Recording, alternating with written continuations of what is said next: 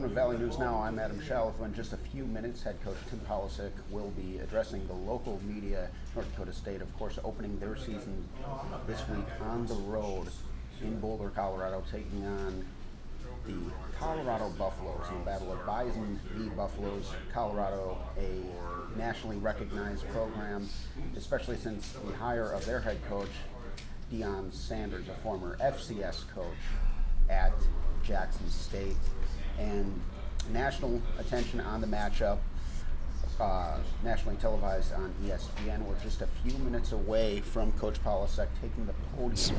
For now, just stand by, and when we get closer to the press conference, we'll bring you live coverage from the media room at the Fargodome. Please stand by, and we'll be back shortly at the beginning of that press conference.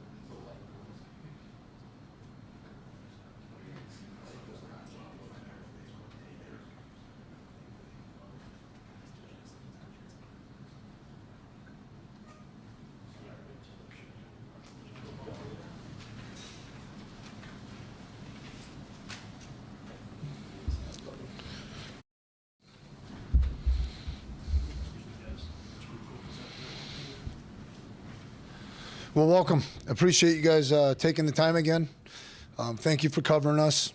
This moment brings, a bunch of emotions, feelings, and thoughts. We're obviously, with any first game, there's just a great deal of anticipation. There's excitement, but, it makes you question fall camp. It makes you question, who's going to be in the game at this time versus this play. And we've been going through that and reconstructing game plans, and we've really had an awesome fall camp. I think the one thing that first games bring, fans, support, the coaching staff, the players, there's always so much hope, anticipation, but there's always the unknown. We're going to have some guys that are making their first starts and big moments. And quite frankly, that's exciting because this is going to be a really fun journey. This is the first step in finding out if we can reach our full potential. This first game just happens to be on ESPN versus a very fast, talented football team, that we don't have a whole lot of film on. Polarizing team with a lot of excitement. And so our players, are excited to test themselves versus a different color jersey, obviously, block and tackle somebody else. It's been a long camp for us. I think I really, it makes me wonder, if we could have started Colorado a little earlier or pushed them back even a little bit. But our guys are really have transitioned from practicing and just the mundane of meeting into where we're preparing. And we're preparing to go out west to be the best we can be. I think this W will be one that'll be very challenging to capture, but it's going to be exciting to see, when and how this thing unfolds. And we really do believe in our conditioning level right now. We believe in our physical toughness. And if this is a 4-quarter game, I trust that our players are going to execute in big moments. And that's just, how many times have you heard the word exciting in the last 2 or 3 weeks, right? Like, it's just the anticipation of it. I'm as excited about the unknowns as I am about the predictors of things that, we hope to get established in this ballgame. So with that, I'd like to open it up for questions. Tim, do you have an update on Cole Wisniewski's status? Yeah, Cole, we got the news that we were anticipating. Cole's going to be down for a significant amount of time. The surgery that he did have, went well. All things are saying Cole will play football again some point, but he's gonna miss significant time, and Cole will be a big part of our extended staff now. With a leadership role, and he's worked so hard to get back, from the injury, and it's always unfortunate when a guy finds out the news that he's not gonna be able to help us here, at least for the better half of the season, for sure. You anticipate him playing sometime in 2024? I wouldn't even dare to answer that with the type of foot injury and the way feet are and the type of surgery they had to go back in there and kind of, do. My anticipation is that within 8 or 10 weeks, we'll get more information that will allow us to start to cultivate a plan if he does come back, and also cultivate a plan moving forward and what his aspirations are as far as wanting to play more, continue with an NFL dream. And we'll be very supportive of Cole. He's been the ultimate Bison, and like I said, it's just Cole's handled this really well, and he's already added to the safety room, and he's helped Devin, and I think we're gonna find a role for him that he can make an impact on Saturdays. Got the offensive line spots figured out between Zabel and Miller. Just kind of what did you see from those guys that got those starting roles, and how much of a relief is it to have those guys in there now? Well, Miller, that was kind of anticipated. I mean, for me, I never want to come in here and speak on things that I don't have knowledge on, right? I never saw him in person. He got up and running, and honestly, he's been a rock, and he's confident right now. And so Mason was kind of penciled in at that spot. Glad that he's healthy and we have him and those kind of things. And then,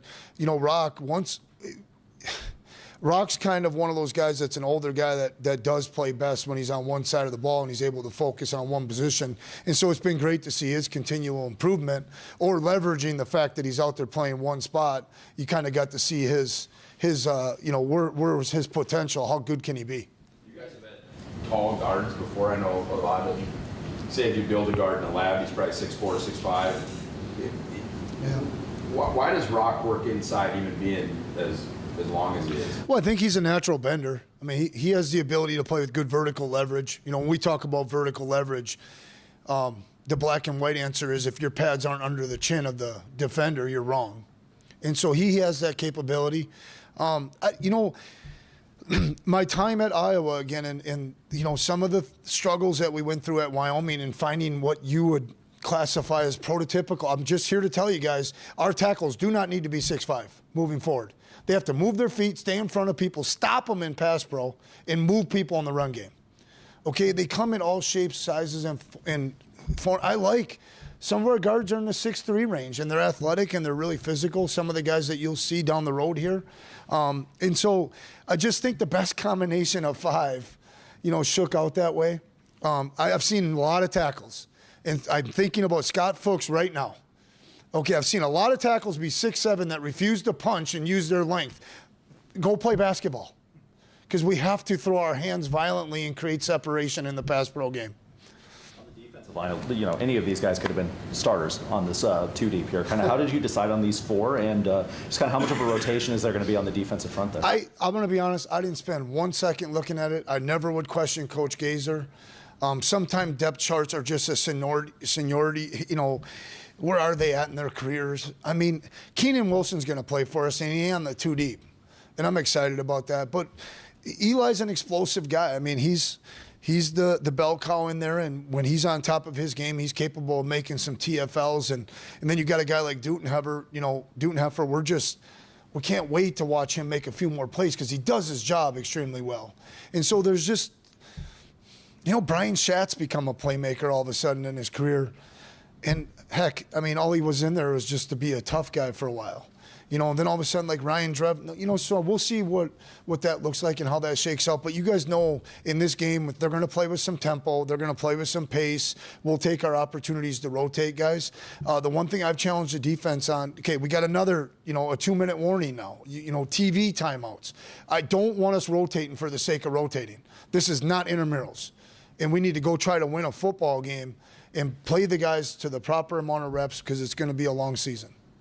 Speaking of changes, how's the practice with the in-helmet communication gone, and just kind of what's that process? Yeah, like? it's gone extraordinary. I mean, I just wish we had the in-helmet communication sooner than later, and we're excited about. We used it basically every day.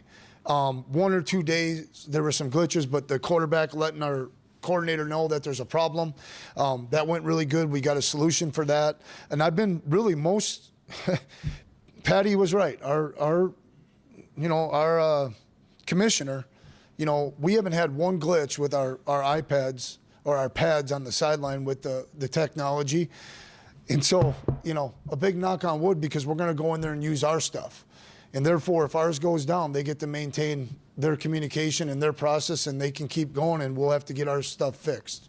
You mentioned a little bit getting ready for a team without film from this year. Kind of what's your approach going into a game like that, and kind of what does it come down to at that point? It's comforting on a lot of levels because the singular focus stays with execution and us. And I think first games are about playing clean football, being opportunistic. Good, clean plays will always be the result of great fundamentals, right? So those are the things that coaches want to preach. And I want that more here. I don't want our offensive call card to have 250 plays on it because it can. I want us to narrow some things down to really lock into a game plan and be able to focus on us. So I'd say that's the positive. The negative is, you got this whole list of, I was going to talk, and you guys are going to ask questions. I don't know a whole lot about these guys outside of being able to tell you they're a transfer from here or there. We haven't seen them in their black and gold uniforms playing their concepts and their, deployed plays. I mean, so it's all a little bit challenging that way. But I like the fact that we get to focus on ourselves and us, and the people that play the cleanest will have a chance to win this game. What will Trent Fraley do to earn his spot? I think just consistently improve. Even like since the day he got here, he's been bought in. He's one of the stronger guys in the weight room. Coach Kramer had made comments early on like, Tim, you're going to like this guy. He works the right way. He cares about his performance. Therefore, he's got a sense of pride, right? And then I think, he showed the ability to be a high football IQ guy, and obviously his background helps him with that. And therefore, his talent was able to show through fast as a transfer kid, and he flat won that job, and we're excited about him. And I think the combination, the way it shook out, really allowed MP to play faster, quicker too. Not having to worry. We're going to rock Hayden as the backup center, and we believe in that. But pulling that off of him, 2 weeks ago, like I mentioned we would, really helped MP as well. Can you add, his dad's the offensive line coach for the Lions. Can you add to how does that make a difference? Well, yeah, I think so. I think if you're around, most kids walk into their dad's office or their dad's area and they see this, that, or the other thing. And I'm sure he's been around playbooks or his dad watching film. And if there's any interest at all, I would imagine a father puts his arm around his son and says, hey, you see this center? He's pretty good. And look at this and look at that. Yeah, that has to be part of it, right? He seems to be like a football junkie as well, which I like, and I think he's learning how to study, and he's embracing the whole group. And Gray's really brought him in. Gray brought him in early, and I think it was not that we were predicting this, but it was something you could picture and visualize. Do you plan to play just 5 O-linemen? You maybe some sort of rotation, going 7 or 8 deep? How do you see that playing? Yeah, good question. We're going to get together tomorrow, like we will when we get to the hotels on Fridays, typically, and we will talk about rotations, and I'll be on the exact same page. I would say this today. I think Jack Lewinsky, has earned the opportunity to play some snaps in this game, and he provides a hardness and a toughness. But I think in this game, he would be the one that would rotate in, and we'll try to rock the other 4, 5 guys. Where's Shedeur rank in terms of quarterbacks that you've seen? Yeah. 4 weeks ago, getting started on this process, everybody's asking about Colorado. My mind, just went to off-schedule plays, him making things happen, outside the pocket or, off schedule, right? He's the best player that NDSU has played yet. Okay, and I really believe that. This guy is process-oriented. He's progression-based. He's aware of footwork and timing and rhythm. He takes what the defense gives him. Okay, he goes to the right spots, and then on top of that, he can play off a platform, different platforms. I think he has a great ability. Probably in my opinion, his strongest suit is that he can get his cleats in the ground and deliver the ball quickly when he has to. And that has a positive effect on RPOs. That has a positive effect on relief type plays. A run with relief. He's impressive.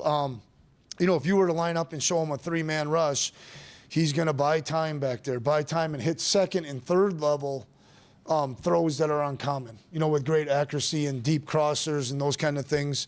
Some of his best plays are the simple play of throwing the ball away as well. I admire Shedeur from the standpoint that he's playing the position the way it's always been intended to play. Rhythm, timing, footwork, all matching up. And then you put on top of that the ability to extend plays looking to throw. He's not a runner first, but he is capable. But extending plays and keeping his eyes downfield is pretty impressive. It's exciting. I think our fans should be excited and should appreciate that they get to see one of the top, a first-round draft pick at quarterback get to play against the Bison. Is he better in the pocket than you thought then? From when Well, he's you just, look at it now? once you sit down, right, like I mentioned to Sam, I think we were talking, Pro Football Focus has all these cool different cut-ups, and I was able to pull his best 250 plays. And then you start to really have an appreciation for he's playing the position. There's a lot of guys that are really good, they're really scary, that just are making throws or they beat you with their feet. He is playing the spot. I several times found myself back in the quarterback coaching chair and bump, bump, bump, bump, bump, bump, bump. I mean, there's some rhythm there and there's some tempo, and you got to appreciate it. Coach, you talked about anticipation. You use the word excitement. Is it a little bit tough to start losing All-Americans and we're not even playing games like that to have the next man up conversation before game one and kind of not let the air out of the balloon a little bit? Yeah, I think that's a great question, right? And I will answer it this way. I have not seen Hunter Brosio play football here. So it just provides a little bit of, man, are we really losing a guy? The person, okay, I feel terrible for. Getting to know this guy as a leader, my heart breaks. Knowing what this guy has gone through to even try to get back or to get back multiple times, and the impact that he has in not only his unit room, but amongst the whole team is crushing. Okay, we'll find ways to cultivate for him to still be part of it. But from a player standpoint, I was hoping I'd get to see more of him so I'd have an opinion on, man, we lose this element offensively. And I think Jeff and I had a conversation. To me, Truman's been out there the most, right? Hufsted's just getting back. And so I think we're still deep at that position. I think that offensively we have to be creative enough and have enough tools in our toolbox that's not going to be this astronomical conceptual loss. But from a person and his family, my heart, we had a moment, we shared a moment. I wish Hunter the best moving forward in vet school, and he's going to be a good leader for us. He means a lot. Any chance we see freshman early? Yeah, I think Will Washington has a shot. He's practicing with us. He's a corner, big, tall corner. He's picked things up faster than maybe we thought he would, and that's not. We didn't have a negative assumption about it, but he's been pretty quick to pick some things up. Will Stiles shows real promise on special teams, and from the safety spot, he's ahead.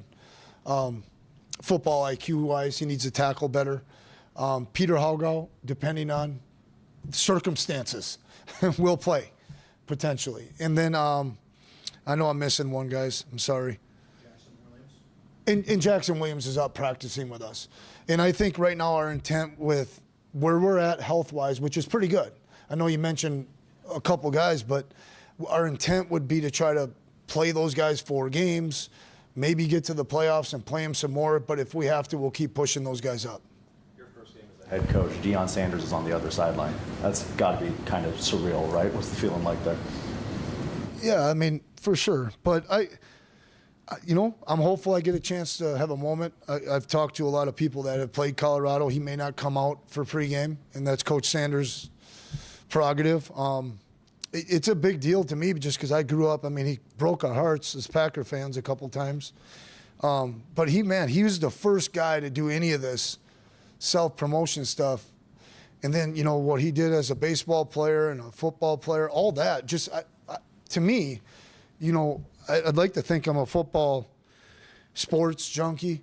I mean, you can't deny what this guy has done as an athlete. And so if anytime that kind of person's in the building, it's pretty cool. I still remember Jerry Rice at the national championship being in the hotel, and my mom, walked right by him and didn't say anything. I said, Mom, that's Jerry Rice, best receiver ever. Before, when you had to do it for 12 to 14 years, not just a year. But no, we got a football game, and this isn't about me. It's not about how I feel.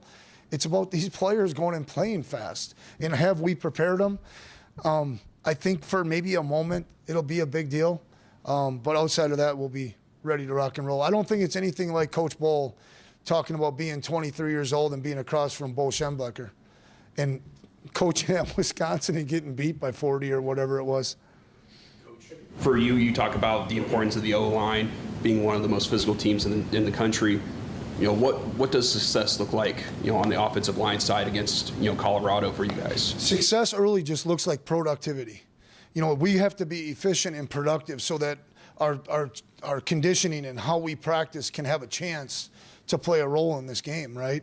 And I think if it's 3 and 4 early and often, I think that becomes 5 and 6 as time goes on. It's very hard to break somebody's will in the first quarter. That typically happens late in the third or going into the fourth. So we have to be productive enough on third down, okay? And we have to eliminate 3rd and 7+. That's a better situation for them than it is for us. The more we're playing in 50-50 downs where it's run pass, play action, quarterback run, the whole 9 yards, the better our chances are. And I think that always will. And no matter what kind of offense you have, it always starts up front. And they have to go out there and be very productive, and they know that.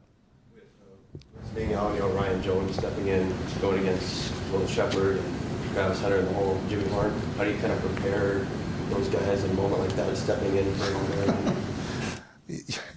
We'd be in different spots if I could say, do you have the answer? Honestly, they have to value technique and fundamentals and trust the matchups that they've had.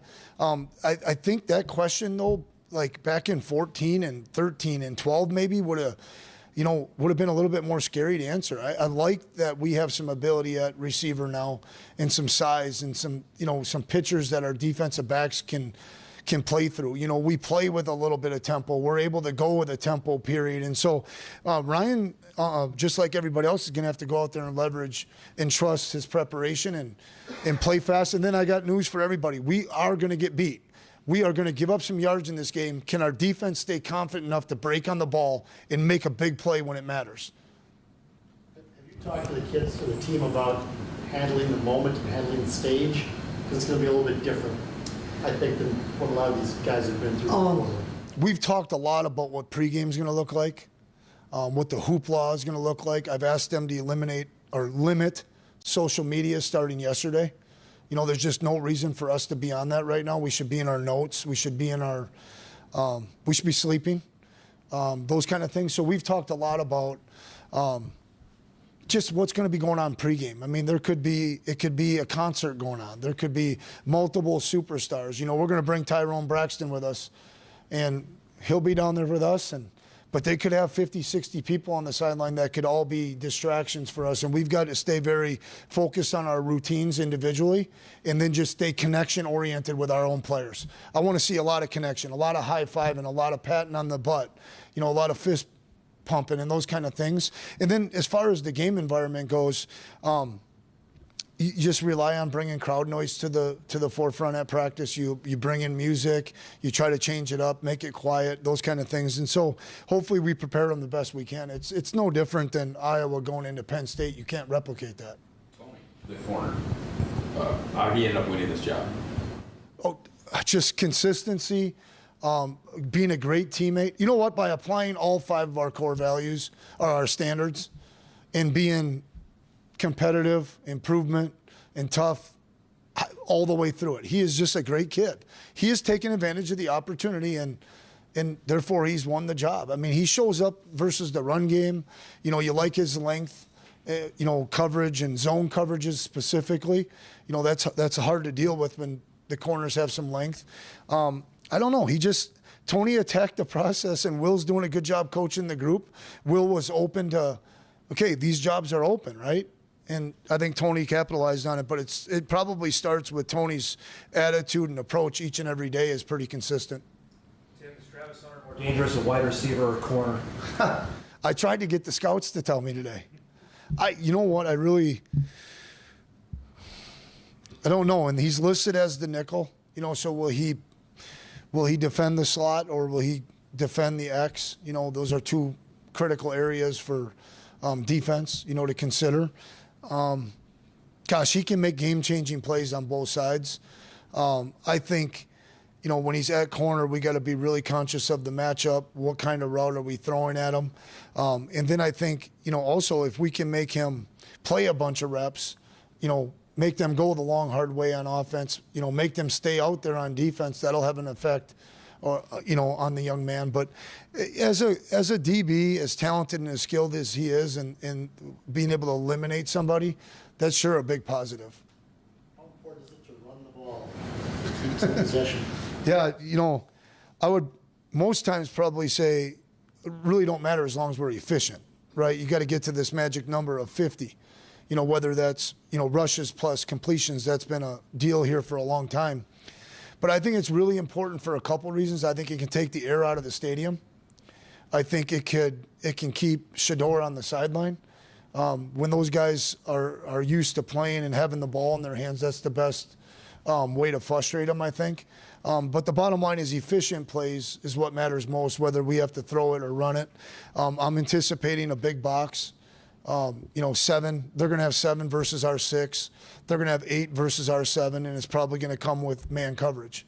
You know, that's kind of the way of the NFL, and that's where this guy comes from. And so we'll have to displace the line of scrimmage and the point of attack to make yards, but running the ball will be critical to our success. Coach, you have a lot of renewed excitement in the program, especially here in the area with fans, and a lot of them are heading down to Boulder to watch this game. And what does it mean to see, though, that the commitment and the excitement around your program with these fans, you know, wanting to support you guys, whether it's here in Fargo or down in Boulder? You know, I guess you take a sense of pride in it, but I think Matt and Todd and Derek are back there. I think that they would say we've worked hard at it too. You know, they've laid out some really good opportunities for me to show up and to be myself. And it's just been really good to get reunited with a lot of good people.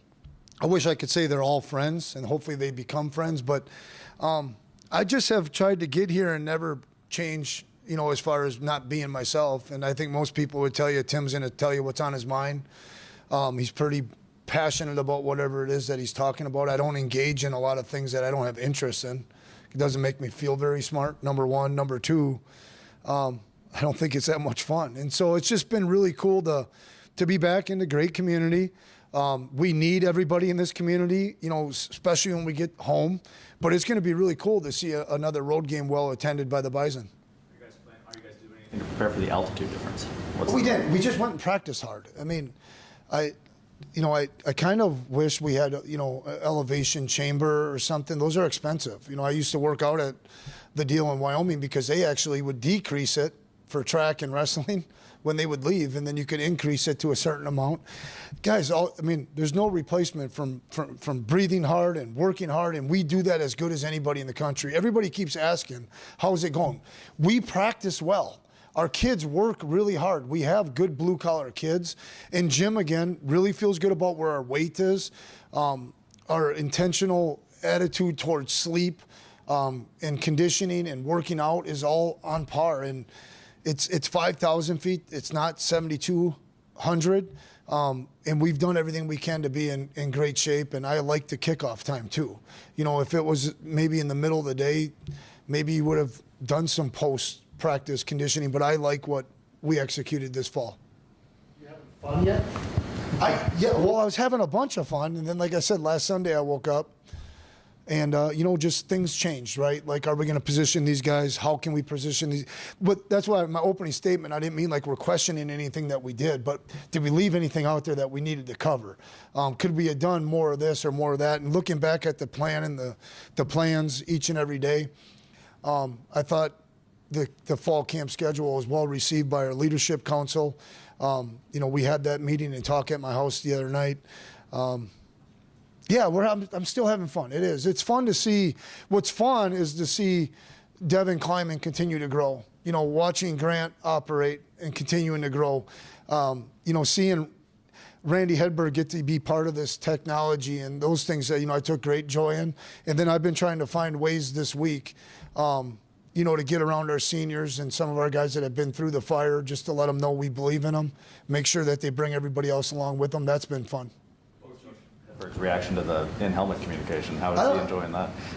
He's a big football guy, and so I know he's talked to Easton and Carson and those guys, Trey Lance, about it. And so he was pretty excited about it because you can get a little bit more information to the quarterback.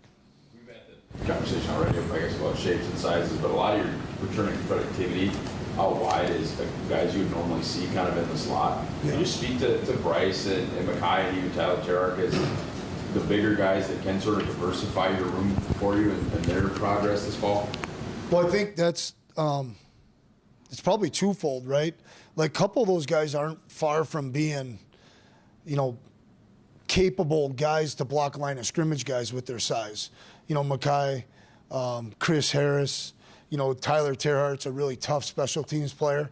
And so I think they can impact some of the perimeter run game, and they can also protect us from safeties and corners supporting our inside run game. That's where I would start. Braylon has had an unbelievable 8 months of growth, productivity. I mean, he's been an Iron Man. He's been out there every day. He just goes. His teammates rewarded him with being voted a captain. He's been super productive, and it was really good to get Raj back for the last 7 or 8 days because you see his playmaking ability not only on offense but special teams. And so we've got some diverse bodies. I mean, Gores has had a great spring again. Jackson Williams provides a little bit different body type. And then I'll say this, Silas Evans is coming on. It's going to take some time for him to learn the ins and outs. But I like the diversity of the group. And then, Bryce Lance has had a really good fall camp, and I'm excited. He's one of the guys I'm excited about. I mean, I'm just shocked he's got one career catch. I'm excited to see this guy go play because that's not the guy that the guy I've been around, all right, is a heck of a football player. And I believe in him, and I can't wait to watch Bryce Lance play this season and see where his body of work and what that looks like. Is there an update on Barica? Barica will be a Wednesday decision. And everything that we've asked him to do, he's looked solid. So is Haugo kind of that guy? Guys, Peter Haugo, okay, is up with us right now. And if we have some injuries, Peter Haugo will have to play because we'll get to a certain point of our depth. It may run out.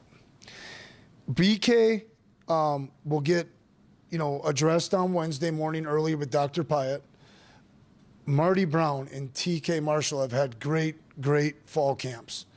Okay, I don't think there's a story there yet for Peter Haugo being a freshman that's going to play a bunch or any of that kind of stuff. Okay, I think we have Raj, who's back healthy now, that would get consideration at running back. And this Cole Payton kid, based on last year, is a pretty darn good runner. And again, we have creative minds that have been in a lot of different offensive systems. I think we have more options there. I really do. I think Peter's done a wonderful job. Peter's going to be a real productive player. He gets better and better every day at running back, at being decisive and running behind his pads. But he's still a young guy learning that these guys all can run around him pretty good too. Thank you.